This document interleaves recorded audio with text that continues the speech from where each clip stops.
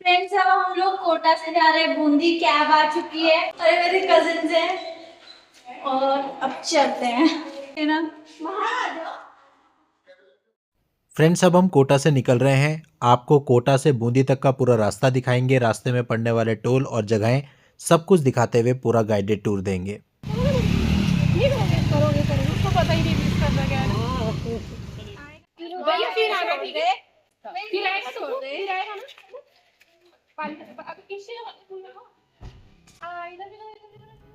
दोस्तों, कोटा से बूंदी की दूरी लगभग 40 किलोमीटर पड़ती है। डिपेंड करता है कि आप कोटा के किस पार्ट में रहते हैं, क्योंकि कोटा काफ़ी बड़ा है।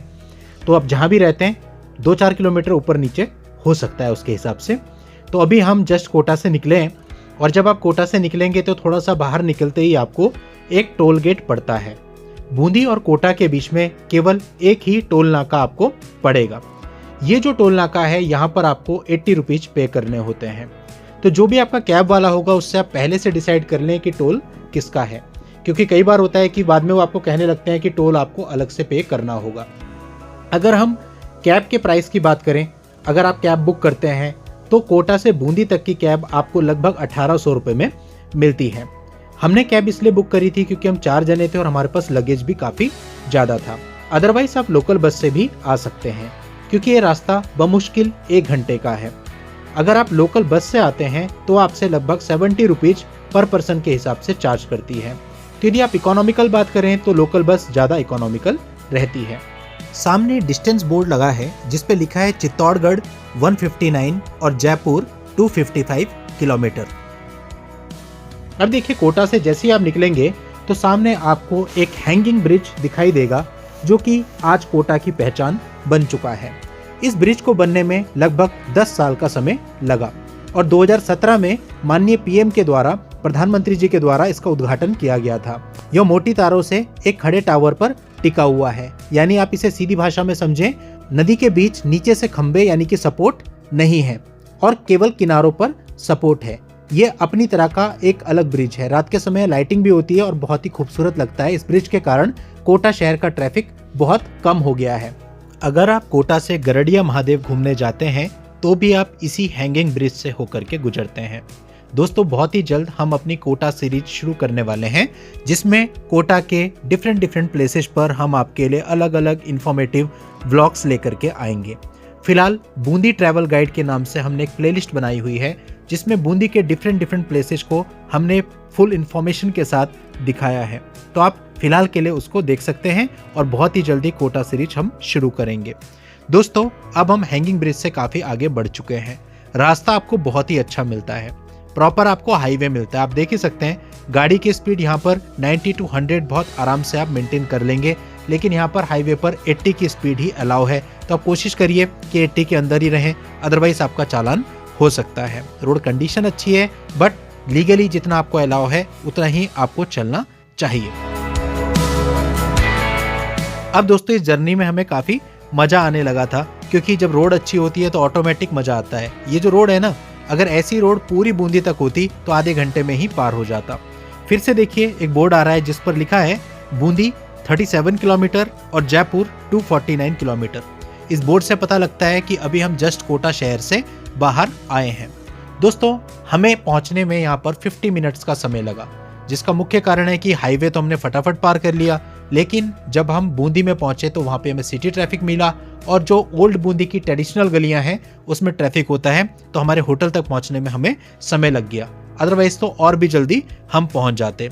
तो ये रास्ता कुछ भी नहीं है, कोटा वालों के लिए बूंदी बिल्कुल लोकल ही है।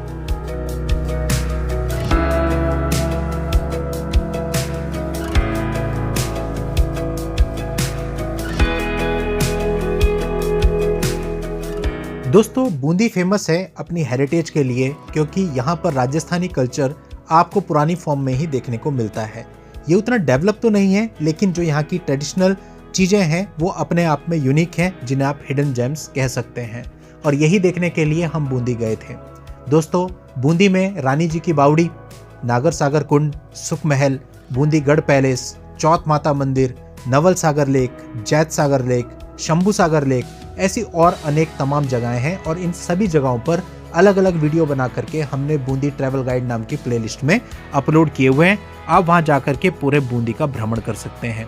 और हाँ, बूंदी का लोकल स्ट्रीट फूड टेस्ट करना बिल्कुल भी ना भूलें। स्ट्रीट फूड पर भी हमने अलग से वीडियो बनाया हुआ है और यहाँ पर आपको सारे रेस्टोरेंट भी ऐसे मिलते हैं जहाँ पे आपको local Rajasthani food plus western culture के फूड भी मिलते हैं, क्योंकि यहाँ पर फॉरेनर्स बहुत ज़्यादा आते हैं और कुछ होटल्स तो ऐसे हैं जो फॉरेनर्स का ठिकाना है, जहाँ पर फॉरेनर्स महीनों महीनों रहते हैं।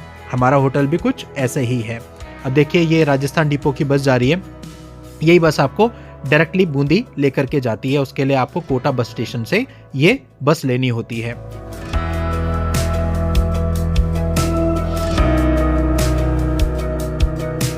अब देखिए दोस्तों, यहाँ पर एक बोर्ड लगा हुआ था जिसमें बूंदी की डायरेक्शन राइट साइड में दी थी, यानी अब आपको यहाँ से हाईवे छोड़ देना है। यदि आप सीधा हाईवे पे चलेंगे तो ये हाईवे आपको जयपुर की तरफ लेकर के चलता है, लेकिन हम यहाँ पर हाईवे को अब छोड़ देंगे और नीचे की तरफ मुड़ जाएंगे, क्योंकि यहाँ से बूंदी के लिए राइट साइड में आपको मुड़ना है और रास्ता भी अब हाईवे से छोटा हो जाएगा। हालांकि रास्ता अच्छा है बट थोड़ा छोटा हो जाएगा। दोस्तों, कोटा भी बहुत अच्छी जगह है। कोटा में हमने 3 दिन स्पेंड किए और स्टार्टिंग में हमें लग रहा था कि कोटा के लिए हमने 3 दिन शायद ज़्यादा रख दिए हैं, लेकिन इतनी सारी प्लेसेस एक्सप्लोर करने को थी कि लास्ट में वो 3 दिन हमको कम पड़ गए और जैसे तैसे हमने उस 3 दिन में सारे प्लेसेस कवर अप किए। बूंदी में हमने 2 दिन का स्टे रखा था और 2 दिन हमारे पास कंप्लीट थे एक्सप्लोर करने के लिए और 1 दिन आधा था, तो यानी 2.5 दिन हमें लगे पूरे बूंदी को एक्सप्लोर करने में। अब देखिए, अब हम आ गए हैं लोकल रोड पर, जो रोड आपकी बूंदी की तरफ जा रही है। अब आप देख सकते हैं हाईवे तो ये है बट पहले की अपेक्षा थोड़ा कम हो गया है, तो स्पीड भी आपकी यहाँ पे थोड़ी सी स्लो हो जाएगी और थोड़ा और आगे जा करके सड़क और संकरी हो जाएगी, बीच का डिवाइडर खत्म हो जाएगा, सिंगल रोड हो जाएगी। लेकिन अच्छी बात यह है कि आखिरी के 5 से 10 किलोमीटर में ही ऐसा है, बाकी आपको पूरा प्रॉपर हाईवे मिलता है। दोस्तों, बूंदी हमें काफ़ी अच्छा लगा, स्पेशली यहाँ के जो लोग थे जिनसे भी हम मिले, चाहे वो रेस्टोरेंट वाले थे, चाहे होटल वाले थे, चाहे कैब वाले थे और चाहे ऑटो वाले थे, सबका व्यवहार बहुत अच्छा था। जो चंड चालाकी आजकल लोगों में होती है वो यहाँ के लोगों में हमें देखने को नहीं मिली।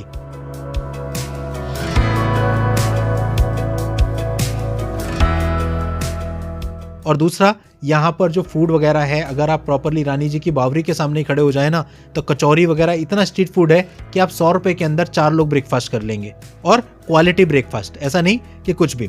तो यहाँ की कचौरियाँ बहुत ही फेमस हैं, दाल कचौरी, प्याज कचौरी और स्पेशली कड़ी कचौरी आप यहाँ पर जरूर ट्राई करें।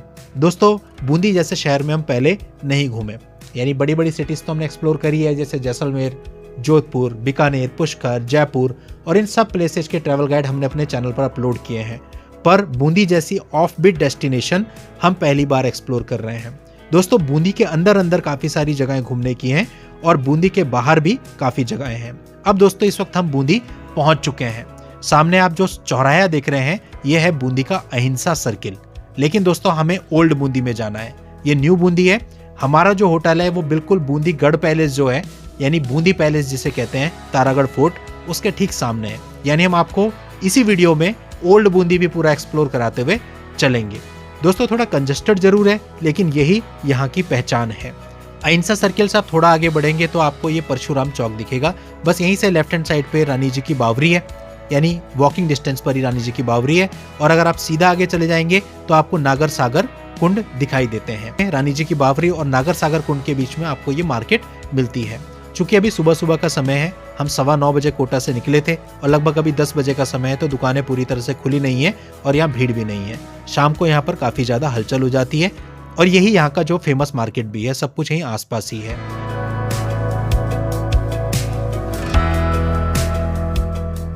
अब जिस जगह पे हम पहुंचे हैं दोस्तों, यहाँ पर नागर सागर कुंड है और नागर सागर कुंड के पास ही स्थित है चौगान गेट। चौगान गेट को आप ओल्ड बूंदी की एंट्री कह सकते हैं। चौगान गेट को पार करके आप ओल्ड बूंदी में एंटर हो जाते हैं। दोस्तों, बूंदी को बावड़ियों का शहर भी कहते हैं, यानी सिटी ऑफ स्टेपवेल्स। यहाँ की सबसे सुंदर बावड़ी है रानी जी की बावड़ी। उसके बाद अभी जहाँ पे हम हैं, हमारे दोनों तरफ बावड़ियाँ हैं, राइट हैंड साइड पे और लेफ्ट हैंड साइड पे। इन दोनों कुंडों का नाम है नागर सागर कुंड। इसके अलावा यहाँ दभई कुंड है और भी कहते हैं 50 से भी ज़्यादा यहाँ छोटी बड़ी बावड़ियाँ हैं। अब दोस्तों, हम पहुँच चुके हैं चौगान गेट पे। यहाँ से राइट हैंड साइड पे इंदिरा मार्केट पड़ती है और लेफ्ट हैंड साइड पे है चौगान गेट। तो अभी हम दिखाते हैं, देखिए कंजस्टेड है, हमें कैब रोकनी पड़ी है काफ़ी देर, ट्रैफिक निकला, उसके बाद फिर हम अंदर कैब को ले जा रहे हैं। ये जगह दोस्तों चौगान गेट है और यही ओल्ड बूंदी का प्रवेश द्वार माना जाता है। यहाँ पर भी काफी सारी दुकानें आपको दिखाई देंगी। यहाँ पर आपको काफी सारी ट्रेडिशनल दुकानें भी दिखाई देंगी जहाँ पे आपको ट्रेडिशनल सामान मिलता है। अब ये देखिए कितना कंजेस्टेड हो गया है, कैब निकालना यहाँ पे काफी मुश्किल है, इसीलिए बूंदी में ज्यादा कैब का कल्चर है भी नहीं। यहाँ पर आपको ऑटो ज्यादा देखने को मिलते हैं क्योंकि इस तरह की छोटी छोटी गलियां हैं जिसकी वजह से यहाँ पर कैब ले जाना मुश्किल होता है। और इसी वजह से इन छोटी छोटी ट्रेडिशनल गलियों की वजह से बूंदी को छोटी काशी भी कहा जाता है। अब ये देखिए आगे फिर गली है, लेकिन हमें यहाँ से मुड़ना है और अब हम यहाँ से लेफ्ट हैंड साइड में मुड़ जाएंगे और ये रोड आपकी सीधा जाती है बूंदी गढ़ पैलेस तक। और यहीं पे राइट हैंड साइड पे आप देख रहे हैं पोहा और इसके साथ साथ कचौरियों के स्टॉल लगे हुए हैं, ये यहाँ पर फेमस है। यहाँ पर दोस्तों हमने एक चीज और नोटिस करी कि जो दूध देने जाते हैं ना वो ब्रास के बंटों में जाते हैं जो ट्रेडिशनली चला करते थे।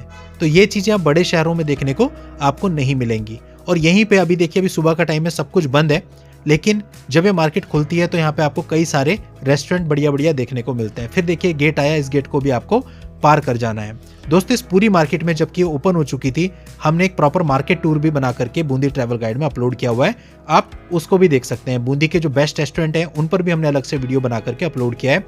यानी ये सारी की सारी मार्केट हमने आपको उन वीडियोज में एक्सप्लोर कराई हुई है।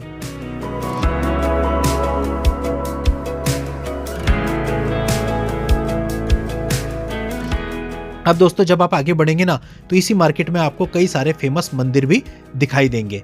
एक मंदिर ठीक सामने आप जो देख रहे हैं ये बहुत ही फेमस मंदिर है यहाँ का। अब देखिए श्री चार भुजानाथ जी का ये मंदिर है। अब यहाँ से हमें राइट की तरफ चलना है, ये देखिए यहाँ से सीधा सीधा चलेंगे, काफी कंजेस्टेड है और एक तरफ गाड़ियां भी खड़ी हैं, तो सामने से अगर कोई आ जाएगा तो वेट करने के अतिरिक्त आपके पास और कोई चारा नहीं है। तो अगर आपके पास खुद की गाड़ी है तो ये सब चीजों को कंसिडर करते हुए आप गाड़ियां ओल्ड बूंदी के अंदर लेके आना, क्योंकि ओल्ड बूंदी के अंदर तो आपको आना ही पड़ेगा। तारागढ़ फोर्ट और बूंदी गढ़ पैलेस दोनों यहीं पे हैं, नवल सागर लेक भी यहीं पर है। अब ठीक सामने आप देखिए आपको दिखाई दे रहा है बूंदी गढ़ पैलेस, और इस बूंदी गढ़ पैलेस के ठीक सामने ही हमने होटल लिया था, इसी वजह से कि वाइब हम लेंगे और इसका नाइट व्यू भी देखेंगे।